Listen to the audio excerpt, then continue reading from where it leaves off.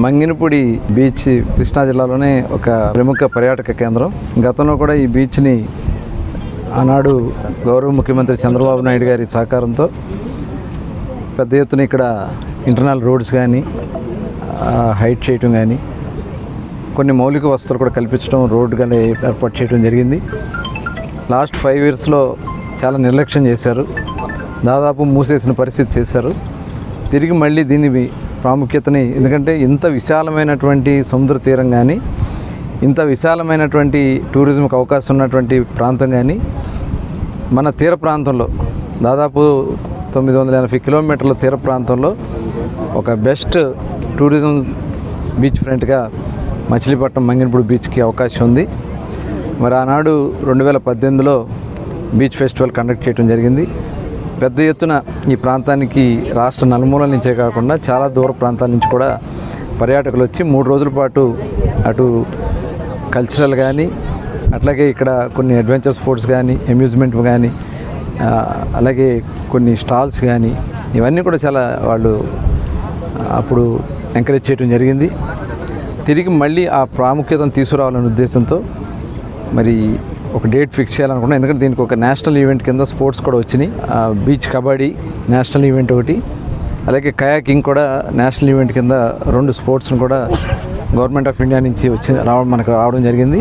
దాంతోపాటు ఈ బీచ్ ఫెస్టివల్ని కూడా చేస్తే ఈ సమ్మర్లో ఒక మంచి ఒక ఎడ్యుకేషన్గా కూడా పిల్లలకు కూడా ఉపయోగపడే విధంగా చేయాలని ప్లాన్ చేస్తున్నాం.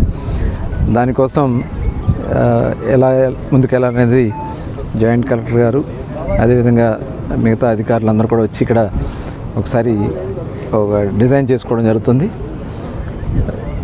నెక్స్ట్ మంత్ మే 15 నుంచి 18 వరకు ఈవెంట్ ఉంటుందని చెప్పి మేము భావిస్తా ఉన్నాం.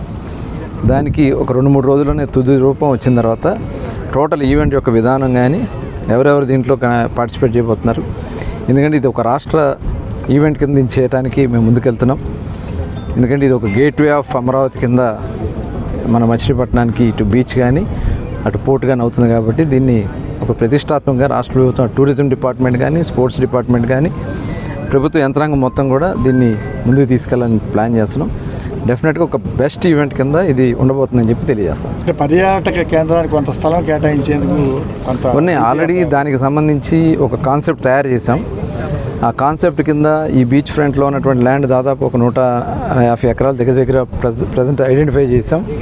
దానికి ఆల్రెడీ సర్వే నెంబర్ కూడా కొంత ఏర్పాటు చేయడం జరిగింది. మిగతా ల్యాండ్ కూడా దాదాపు ఇంకో 200 నుంచి 300 ఎకరాలు ఉండొచ్చు. అటు బ్యాక్ వాటర్స్ కూడా ఉన్నాయి.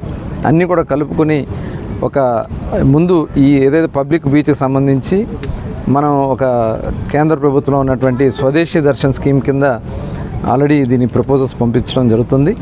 అక్కడి నుంచి అది కూడా వస్తే ఇది జరుగుతూ ఉంటే ఆల్టర్నేట్గా కొంతమందికి రిసార్ట్స్కి కానీ, హోటల్స్కి కానీ సైట్స్ అలాట్ చేయడం జరుగుతుంది. దాని ద్వారా రేపు స్టార్ హోటల్స్కి, అదేవిధంగా రిసార్ట్స్కి ఈ ల్యాండ్ ఇస్తే దాదాపు 1000 నుంచి ఒక 1500 కోట్లు ఇన్వెస్ట్మెంట్ ఇక్కడ రావడానికి అవకాశం ఉంది. ఎందుకంటే వాళ్ళు జస్ట్ చాలామంది ఈ రిసార్ట్స్ కానీ వీటికి కానీ చాలా స్పెండ్ చేయడానికి, వీకెండ్ స్పెండ్ చేయడానికి, ఎందుకంటే తెలంగాణకి దగ్గరగా ఉంది. హైదరాబాద్కి 1 అవర్లో వాళ్ళు ఎయిర్పోర్ట్ దిగుతూ 1 అవర్లో ఇక్కడ రీచ్ అవుతారు. కాబట్టి అలాంటి వాతావరణాన్ని, సెక్యూరిటీని, అన్ని ఫెసిలిటీస్ కూడా ఇక్కడ ఏర్పాటు చేయడానికి ఒక ప్లానింగ్తో వెళ్తున్నాం.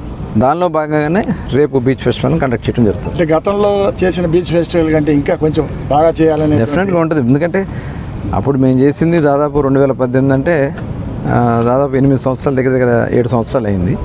ఇంకా దానికంటే బెస్ట్ వస్తుంది. ఇంకా చాలామంది దీంట్లో ఇన్వాల్వ్ అవడానికి, వాళ్ళు స్వచ్ఛందంగా చేయడానికి కూడా చాలామంది వస్తున్నారు. ఒక బెస్ట్ ఈవెంట్ కాబోతుంది. హెలికాప్టర్ రన్నింగ్ ఇప్పుడే పెట్టాం. హెలికాప్టర్ కానీ, పారాగ్లైడింగ్ కానీ, ఇప్పుడు వాటర్ స్పోర్ట్స్ కూడా మనం కొన్ని ఏర్పాటు చేస్తున్నాం. వాటర్ మీద కూడా కొన్ని అడ్వెంచర్ స్పోర్ట్స్ కూడా ఏర్పాటు చేయడం జరుగుతుంది. ఇవన్నీ కూడా ప్రజలకి ఒక కొత్త అనుభూతిని ఇక్కడ అందించబోతుంది.